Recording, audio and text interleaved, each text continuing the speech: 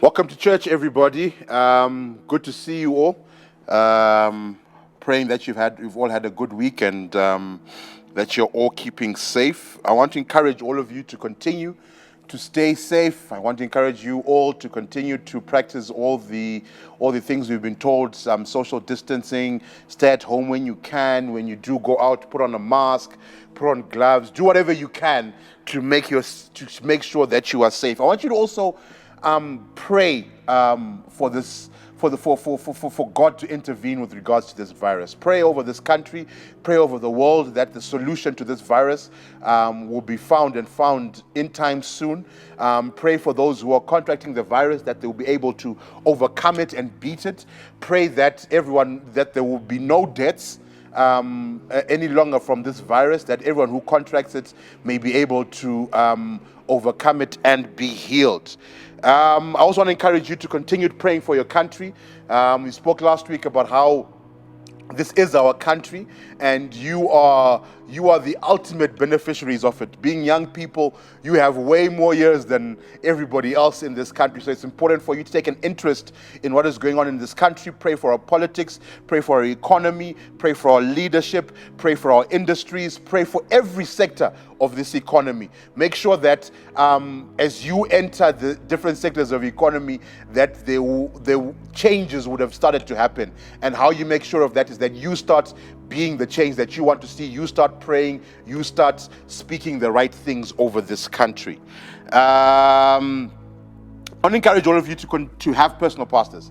So if you are not yet walking with an adult leader, I encourage you to seek out an adult leader that you get along with or that you think will be the right fit for you, for them to be your personal pastor. Personal pastors are there to walk with you. They are there to pray with you. They're there to pray for you. They're there to guide you through situations. They're there to hold your hand through situations. They're there to advise you. So I do strongly recommend that each and every one of you has a personal pastor that you can always have a relationship with, and someone who will hold your hand through this thing called life. If you don't know anybody, please reach out to me. I will link you myself to someone who I think is fit to be your personal pastor, but it's important for you to walk in accountability with somebody. It is very important.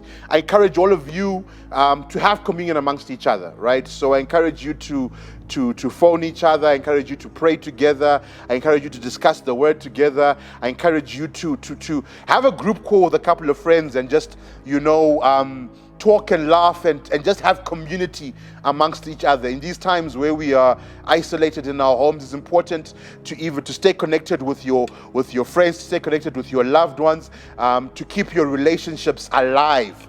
And to even share the word amongst each other. So I encourage you, I strongly encourage you, have group calls, group chats, 3, 4, 5, 7 people. Just catch up with each other, just encourage each other, just strengthen each other, just share the word with each other, just be in communion with each other. It is good for us to be in communion with each other. God did not create us to be alone. Okay, so we're continuing. Last week we started a new series that we titled Relapse. So we are continuing on this trajectory of relapse, and but this week, if you want a title for the service, we are calling this week's sermon Fleshly Desires, under that same title of the series called Relapse. So we are discussing our fleshly desires. We're going to discuss what those fleshly desires are, how we get over them, how they come about, how we strengthen our flesh, how we position ourselves better to deal with the fleshly desires that will inadvertently come. So our anchor scripture this morning comes from Galatians 5, verse 13 to 26.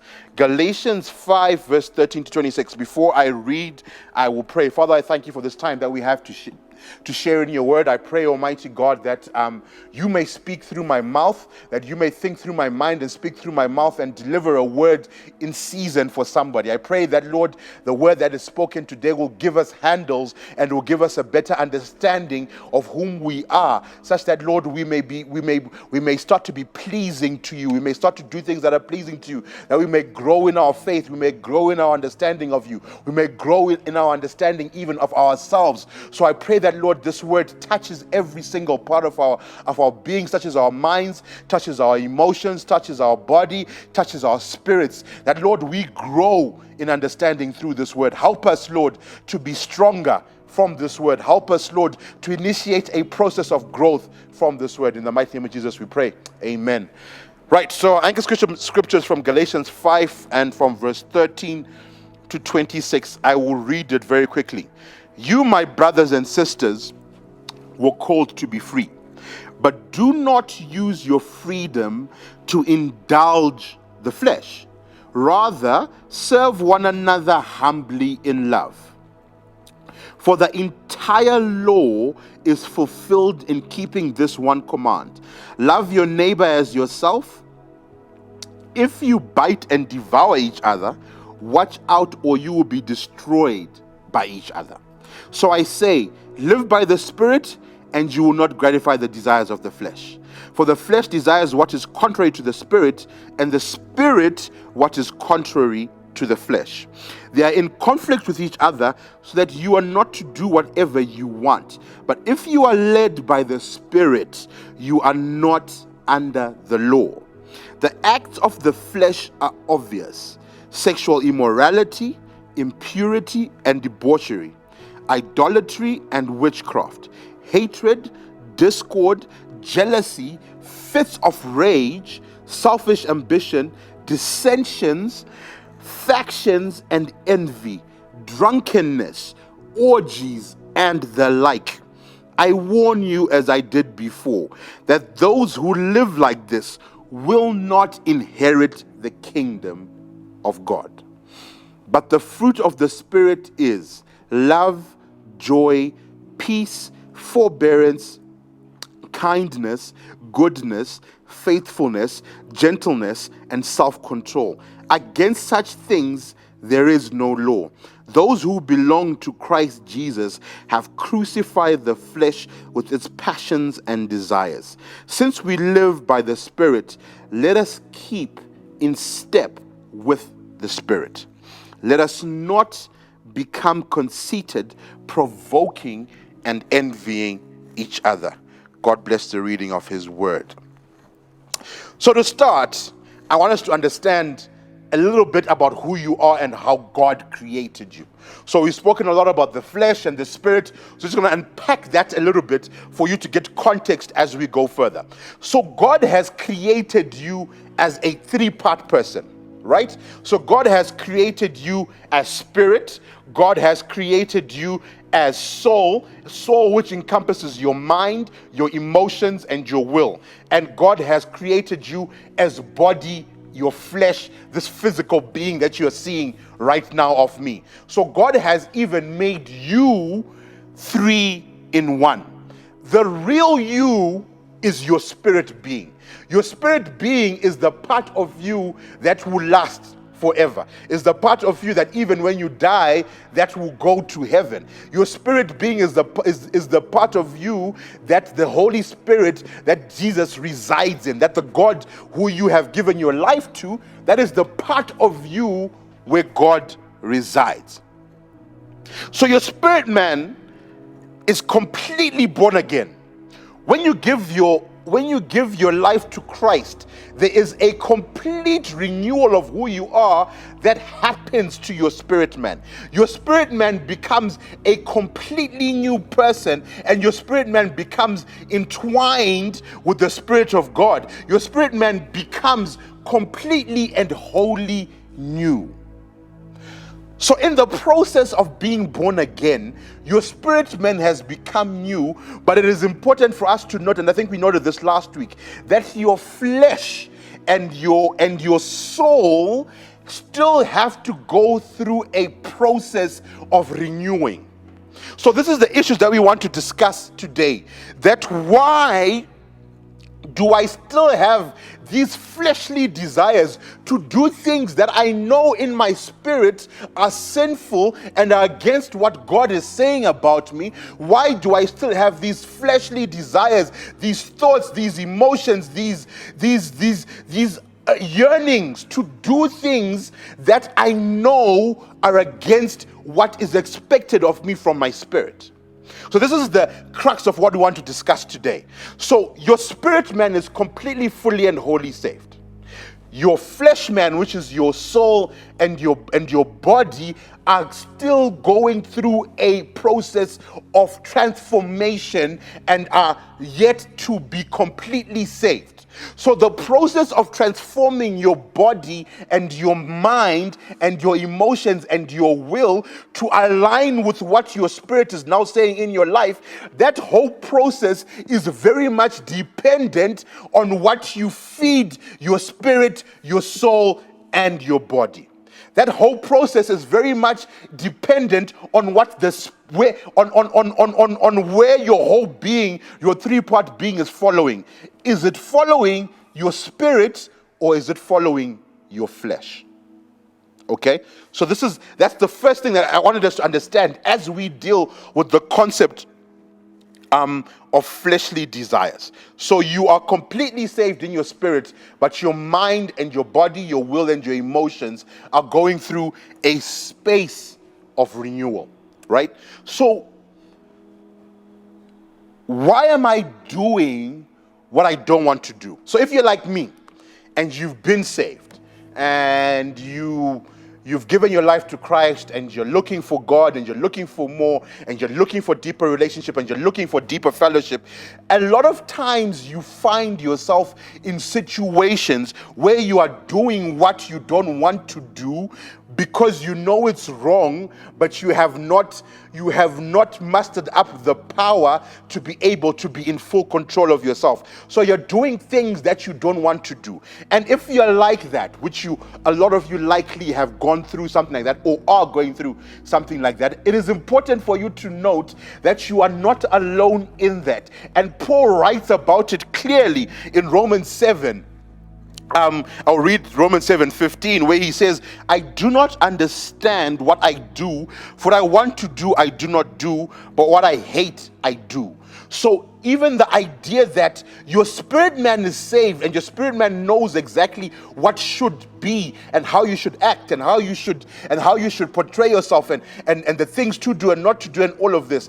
But your spirit man and your flesh man are at war with each other, and your fleshly desires are pulling you to do and be things that your spirit is saying, I no longer want to do and be. Right? So we are discussing why you're doing what you don't want to do. Verse 17 of Romans 7 reads, you have been set free from sin completely, but sin still dwells in your flesh, includes your body, your mind, and your emotions, right? So verse 17 of Romans actually reads, let me just turn to it quickly. Verse 17 of Romans chapter 7, just one second, actually reads, as it is no longer I myself who do it, but it is sin living in me. So the sin that is living in you is the one which is forcing you and that is pushing you to want to do things that you don't want to do. That you still have a part of you that is yet to be fully renewed and saved. So your spirit is completely saved, but your flesh is warring with your saved spirit. So your righteousness that you've been given freely and wholly through Christ and your flesh are not in agreement as to what must happen, right? We all struggle with our spirit and our flesh warring against each other. Why do we struggle with that? So I need you to understand you need to have a knowledge of your flesh and what your flesh has been through. So if you are a sports person, right? So I played rugby for decades, right? I've stopped in the last maybe 10, 15 years of playing rugby, right? But for a long time in my life, I played rugby and I was very serious about it at a very high level. To this day, if I was to get onto a rugby field, my body would physically remember how to act. So there's a thing called muscle memory. Your body instinctively remembers how to act in a particular way because you had allowed your body to learn a particular way of doing things over a prolonged period of time. So when you get into a certain situation, your body remembers how to act and it responds to the situation that it was in. So I was a prop for a long time. So if I was to suddenly be put into a scrum again, my body would automatically, no one has to teach me how to scrum again. My body will automatically remember how to scrum, right? So what am I saying? That the knowledge of your flesh and the muscle memory that your body has will always, so the knowledge of before you were saved, the knowledge of the things that you did in sin, that your body has a muscle memory that it remembers those things. So you need to start actively changing what your body remembers and replacing it with what your body should know. You need to start changing what your mind thinks and changing it to what your mind should think. So the idea of the knowledge that, listen, I was in this space before and I used to react and do things in this particular way, that knowledge is important for you to know, to be able to safeguard, number one, not to allow yourself to get into spaces that you know lead you to act on your fleshly desires. So if you have recently been saved and you had a problem with pornography and you're trying to get out of pornography, for example, you cannot allow yourself to watch shows and movies that have nudity in them, because your body and your flesh, your mind and your emotions will react to the memory of what used to be. Right? So if you have to start being aware of your surroundings, and you have to start being aware of even your weaknesses. So you have to start being aware of the things that trigger your flesh and your body and your mind to go back to those fleshly desires. So it is important for you to have an awareness and to understand that you have to untrain your body, your mind, your emotions from the muscle memory that it learned from your previous sin attitudes. So with regards to the muscle memory, I learned golf from a very, very young age, right? So I started playing golf, I think maybe I was 5 or 6.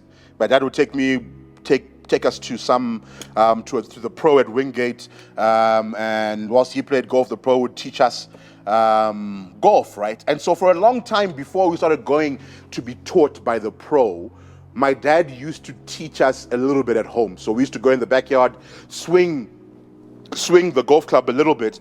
And when I used to swing the golf club with my dad, I used to always lift my head up. So if you've ever played golf, you understand that you never lift your head up before you hit the ball. That the follow through happens as you hit the ball. Because if you lift your head up before you hit the ball, you will likely hit your club straight into the ground, or you will miss the ball completely. So it was difficult then when I started getting actual professional training for the pro to teach me to keep my head down until I have hit the ball and I'm now following through with my shot, right? So, but it took over and over repeating every Saturday. We would go there, and the first thing we would do is that for an hour we would repeat that stroke to make sure my head stays down, So for you to unlearn the muscle memory of sin that has become part of your fleshly desires is that you need to start replacing it with a different action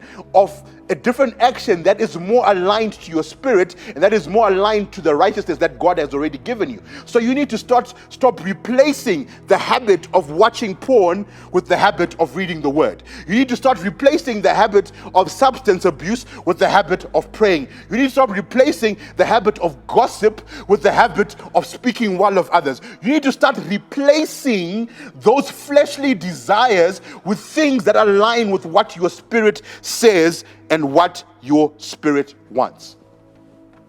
So I'm saying lots of good things here. That you can start changing. You can start changing how your mind and your body react to things and how your mind and your body think. But a lot of us always feel like it may be too hard. And I absolutely get you. So let's go back to the word. 1 Corinthians 10 verse 13 reads, "No temptation has overtaken you that is not common to man. God is faithful and he will not let you be tempted beyond your ability. But with the temptation, he will also provide the way of escape that you may be able to endure it." So this verse is just simply saying that you can do it. It's actually saying that God will not allow a temptation or a fleshly desire to come over you that you do not have the capacity to deal with. You can deal with every temptation, every fleshly desire, anything that comes that is contrary to your spirit. You have the capacity to get a hold of it and to speak the word over it and to speak the Spirit of God over it for you to be able to confront and overcome that desire or that sin pattern or that pattern of behavior. Nothing is impossible for you to do because the word says that no temptation has overtaken you that is common to man. God is faithful and he will not let you be tempted beyond your ability.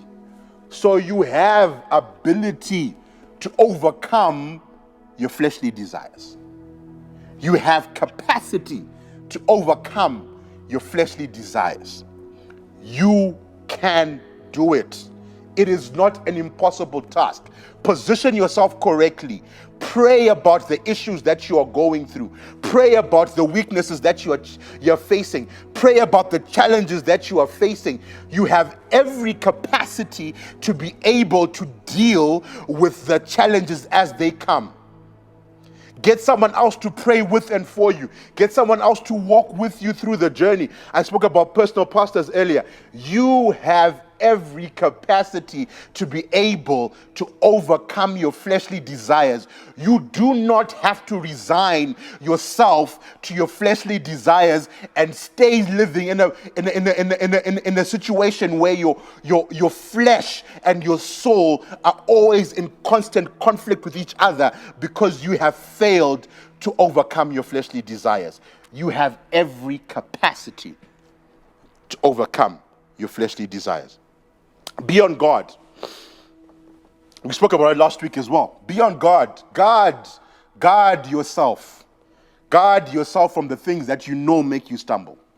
Guard yourself from the things that you know will your flesh desires, but you know are not good for you. Guard yourself from all of those things. You have got to become a very conscious and aware person. You have to be able to see the things around you and be able to say, no, that's not for me, I'm walking away. And say, no, I've got a weakness in that, I can't be in this space. And say, no, I've got a weakness with that, I can't allow myself to do this. You have got to start guarding yourself and being jealous with your spirit and guarding your flesh, not exposing yourself to things that you know will eventually lead you falling down the rabbit hole again. Guard yourself. Guard your mind, guard your body, guard your spirit. Matthew 26 verse 41 reads, "Watch and pray that you may not enter into temptation. The spirit indeed is willing, but the flesh is weak." Always bring your weaknesses to God. Always bring those areas that you continue to struggle in. As you fall, as your fleshly desires overcome you. Listen, it's gonna be a journey, okay? It's gonna be a journey, and you're gonna start trying to overcome your fleshly desires, and some of you might fall. Some of you might stumble, but always bring your weaknesses and lowest points to God. Your strength is in the Lord. He is a strong tower. Always, always, always pray about it. Always pray about who you want to be. Always bring to God the things that you're struggling with. Always bring to God the things that are making you feel weak. Always bring to God the things that are grieving your spirit. Pray, pray, pray. There will be strength in your prayers and you will overcome. So as we end, I want to just conclude a few things. Always hold yourself to a higher standard. One of the ways that we can definitely overcome our fleshly desires is if we hold ourselves to a higher standard. If you fall, go back to God and repent and continue making your flesh align with your spirit. You falling doesn't mean that you stay down. You falling is an opportunity for you to get up again. And you can fall again and you can get up again. And you can fall again and you can get up again. Always, always go back to God in repentance and get up again and continue to strive. Continue to strive for better for yourself. Live consciously. Be aware of your surroundings. Be aware of who's around you. Be aware of the friendships you have. Be aware of the things that you're allowing yourself to consume, music, shows, conversations. Be aware of all of that. Be conscious and don't allow your mind to be inadvertently poisoned whilst you agree to it. And you have every capacity to beat your flesh and make it align with your spirit. So it is my prayer for you this morning that you will overcome your fleshly desires of a sin nature, and you will align your flesh with your spirit. And it is my prayer for you this morning that as you go through this process of aligning your flesh with your spirit, that your relationship with God will grow, that your understanding of God will grow, that your understanding of yourself will grow, that you yourself will become a better person for it. So thank you guys. Have a good Sunday. See you again on Friday. Cheers.